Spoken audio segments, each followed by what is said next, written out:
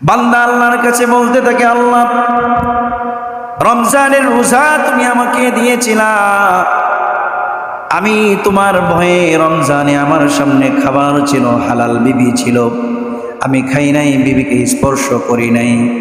আমার সমস্ত চাহিদা, আমার সমস্ত ক্ষুধা, আমার সমস্ত তৃষ্ণাগুলো তোমার জন্য আমি কোরবান করে দিয়েছিলাম। 20 দিন পর্যন্ত তোমার সাথে প্রেম করেছি বাহিরে বাহিরে থেকে, এখন 10 দিনের জন্য আমি আল্লাহ তোমার ঘরে তোমার সাথে প্রেম করার জন্য চলে এসেছি। আল্লাহ পাক বলেন, 20 দিন তো তুই বাহিরে বাহিরে ছিলে, এখন আমার সাথে প্রেম করার জন্য তুই প্রেমাস্পদের ঘরে চলে আয়, আমি আর তুই ছাড়া এই প্রেমের খেলা আর কেউ বুঝবে না। বলেন সুবহানাল্লাহ। আল্লাহ পাক বলেন, এতদিন পর্যন্ত তোর উপর রহমত দিয়েছিলাম, মাগফিরাত দিয়েছিলাম, আমি যখন তোকে আমার রহমতের কোলের মধ্যে উঠিয়ে নিব, তখন আমি আল্লাহ তোকে জাহান্নাম থেকে মুক্তি দিয়ে জান্নাতুল ফেরদাউসের মালিক বানিয়ে দিব। যে ব্যক্তি ইতিকাফ করবে শবে কদর পাবেই, কোনো সন্দেহ নেই। সুবহানাল্লাহ। ইতিকাফ কাকে বলে? ইতিকাফের আবেদনিক অর্থ হচ্ছে অবস্থান করা, নিজেকে আবদ্ধ করে রাখা। পারিভাষিক অর্থে ইতিকাফ বলা হয় যে সমস্ত মসজিদে 5 ওয়াক্ত নামাজ জামাতের সাথে রেগুলার হয়ে থাকে, এই সমস্ত মসজিদে আল্লাহর সন্তুষ্টির উদ্দেশ্যে অবস্থান করে ইবাদত বন্দেগী করার নাম হচ্ছে ইতিকাফ। এই ইতিকাফ নবী করিম সাল্লাল্লাহু আলাইহি ওয়াসাল্লাম গোটা জীবন করে গেছেন। দেখেন, আমরা আজকে ইতিকাফ করতে পারি না, আমরা অনেক বিজি মানুষ, অনেক বিজি, অনেক ব্যস্ত। রাসূলের চেয়ে ব্যস্ত এই পৃথিবীতে আর কেউ নেই। বলতে পারেন, হুজুর কেমনে? আপনার বিবি কয়জন? 1 জন। সন্তান কয়জন আপনার? আল্লাহ রাসূলের বিবি ছিল 9 থেকে 11 জন।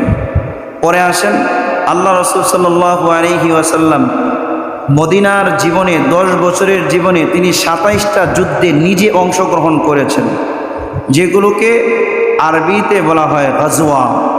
আর এক বর্ণনা এসে 40টা, 38টা, 42টা, 46টা, আরেক বর্ণনায় এসেছে 56টা যুদ্ধ নিজে আপনার বাহিনী প্রেরণের মাধ্যমে, সেনাবাহিনী প্রেরণের মাধ্যমে তিনি যুদ্ধ পরিচালনা করেছেন। তাহলে যদি 56 আর 27 কত? এতগুলো যুদ্ধ তিনি 10 বছরের জীবনে করেছেন। আবার তিনি রাষ্ট্র পরিচালনা করেছেন, বিচার ব্যবস্থার তিনি প্রধান বিচারক ছিলেন, তিনি সবচেয়ে বড় মুফতি ছিলেন, সবচেয়ে বড় আলেম ছিলেন, সাহাবায়ে কেরামকে কোরআন শিখিয়েছেন, মাসালা শিখিয়েছেন, বিবিদেরকে সময় দিয়েছেন, গোটা পৃথিবীর বিভিন্ন রাষ্ট্র নায়কের কাছে তিনি ইসলামের দাওয়াত দিয়ে চিঠি প্রেরণ করেছেন। আবার জামাত প্রেরণ করেছেন দিন প্রচারের জন্য। এরকমভাবে তার চেয়ে ব্যস্ত মানুষ আর কে পৃথিবীতে আছে? তারপরেও তিনি রমজানের শেষ দশকে জিহাদের মতো সর্বোত্তম আমলও তিনি রমজানের শেষ দশকে কোনো সময় করেন নাই। বলেন সুবহানাল্লাহ। রমজানের শেষ দশকে সব কিছু ছেড়ে তিনি ইতিকাফের মধ্যে মগ্ন থাকতেন। তিনি যে বছর ওফাত পেয়েছিলেন, ওই বছর তিনি 1-2 দিন নয়, লাগাতার 20 দিন ইতিকাফ করেছিলেন। বলেন সুবহানাল্লাহ। সম্মানিত হাজিরিন, ইতিকাফের ফজিলত কি? অনেক ফজিলত আছে, 2-3টা ফজিলত বলি। ইতিকাফের 1 নম্বর ফজিলত হচ্ছে, আল্লাহ নবী বলেন, যদিও রেওয়ায়াত কিছুটা দুর্বল, ফজিলতের ক্ষেত্রে দুর্বল রেওয়ায়াত বর্ণনা করা যায়। আল্লাহ নবী বলেন, যে ব্যক্তি ইতিকাফ করবে ওই ব্যক্তি 2টা কবুল হজ এবং 2টা উমরার সওয়াব পাবে। বলেন সুবহানাল্লাহ। 2টা হজের বর্তমানে কত লাগে? কমপক্ষে 15 লাখ। 2টা উমরা কমপক্ষে 3 লাখ, কত হলো? 18 লাখ। 18 লাখ দিয়ে 2টা উমরা 2টা হজ করলেন, কবুল হয়েছে কি হয়েছে না, কি নিশ্চয়তা আছে?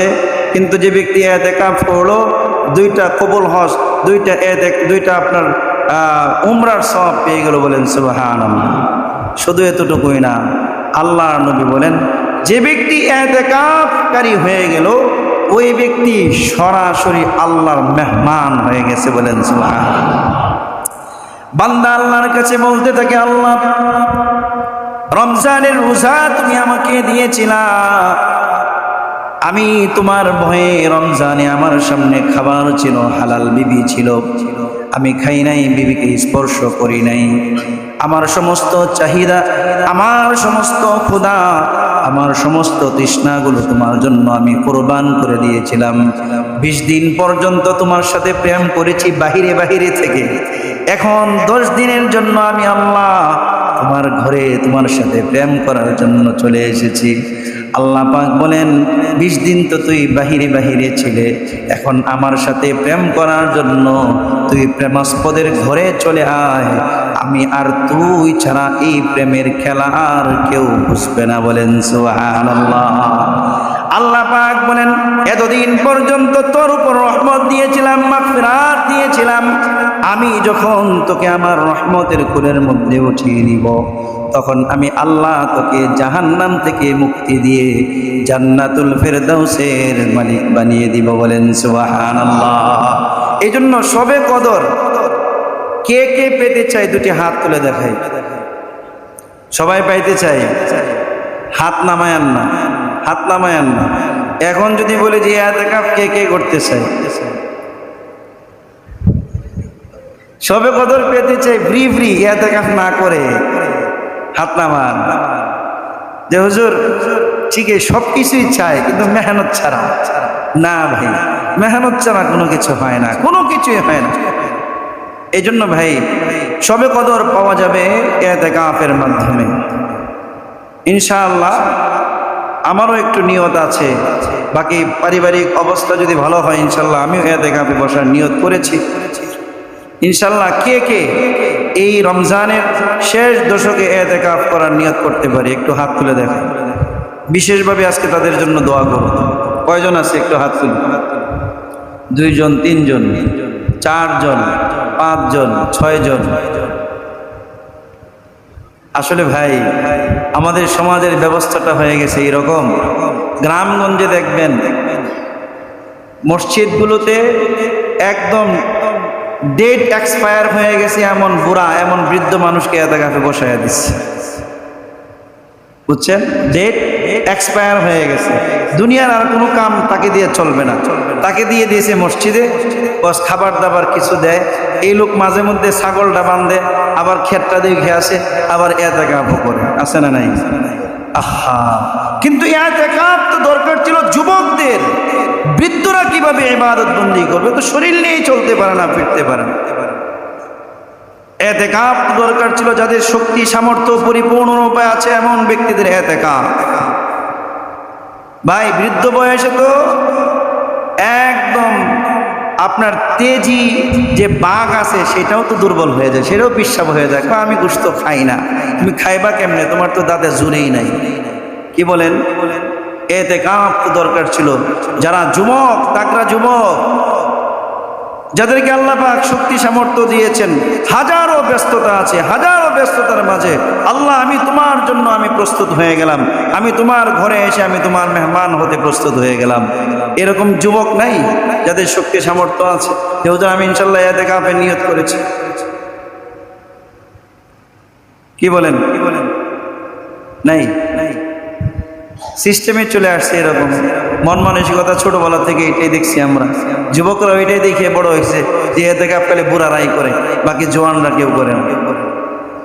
যাক, এখনো সময় আছে, এখনো কি আছে ভাই? সময় আছে। আজকে যদি 15 রমজান হয় তাহলে ইতিকাফে বসতে হবে কবে? বুধবার। কবে? বুধবার। ইতিকাফে বসবে কখন? বুধবার সূর্যাস্তের পূর্বেই মসজিদে প্রবেশ করবে, একদম শেষ দিন ঈদের চাঁদ দেখার পরে মসজিদ থেকে বের হবে।